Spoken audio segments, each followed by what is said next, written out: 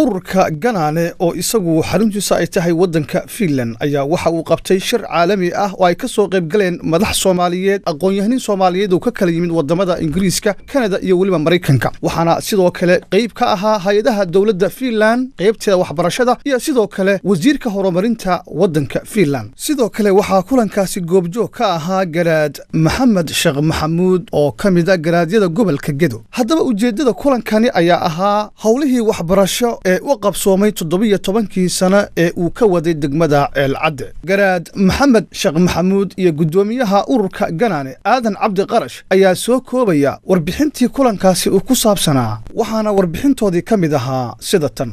waxaa aad iyo aad aan ugu faraxsanahay inay tahay farxad weyn inaan maanta idinkala soo qayb galo seminaarkani oo run ahaantii ah seminar taariikhi ah oo magaaladan Espoo marka la fiiriyo oo ah kii ugu horeeyay ka dhaco. waxaan aadna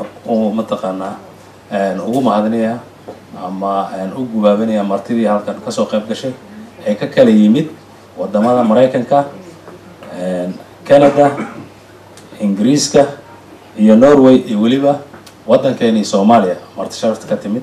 waxaan idin leeyahay ku soo dhawaada magaaladan Espoo. waxaana farxad weyn waliba AC ah in Espoo iyo ururka Ganaane ay wada yeeshaan wada shaqeyn, runtii wada shaqeyn taariikhi ah gaar ahaan dhinaca waxbarashada. موضوع رمضان كهذا المحاوي برنامج كي أنا نبي بدرك فنلان نقوم ارتقادين ururka Ganaane oo looga hadlayo horumarinta deegaanada gobolka Gedo iyo Eelcadde oo in muddo ay soo wadeen hawlo horumarineed iyo waxbarasho ay ka wadeen. arrintaas aan u nimid halkan waxaan la kulannay hay'ado fara badan oo arrimahaas awalna gacan ka geysan jiray iyo kuwa cusub oo hadda diyaar inay gacan ka geystaan. wuxuu ahaa runtii shir aan isleeyahay guul weyn baa laga gaaray.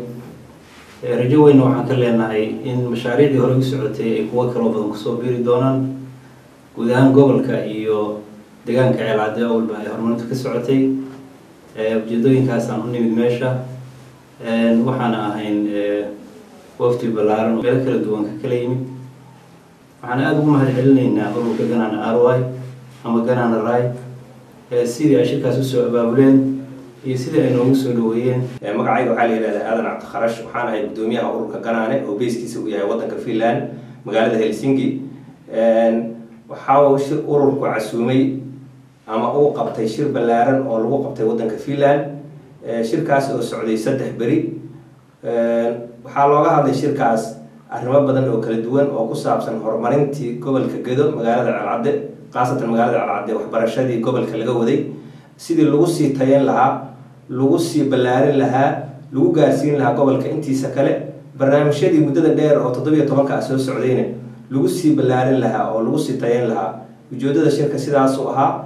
3 bari ayuu socday. waxaa ka soo qayb galay dad badan oo kala duwan, mas'uuliyiin ka timid Soomaaliya oo ka mid ah Garaad Maxamed Sheekh Maxamuud Sheekh Cabdullaahi iyo mas'uuliyiin kale oo ka timid gudaha Soomaaliya.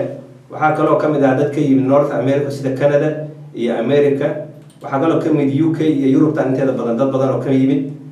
shirkaas muhiimad gaar ah u lahaa. wadanka Finland waxaa ka soo qayb galay oo arrinta shirka hogaaminaya ka mid ahaa wasiirka horumarinta caalamiga ah iyo gudoomiyaha gobolkan aan deganahay oo shirka noo furay. waxaa kaloo ka mid ah dadkii muhiimada gaarka ah leh oo mudan runtii in la xuso ninka la yiraahdo Cali Cabdiraxmaan Maxamuud Jimmy ku magac dheer oo gudoomiyaha maxaan ku raadinay ninka aan u dooranay xildhibaanka magaalada tan oo asaguna ah ragii muhiimada qaarkaas inay sida qaaska maarta intaan u xiiseenayay.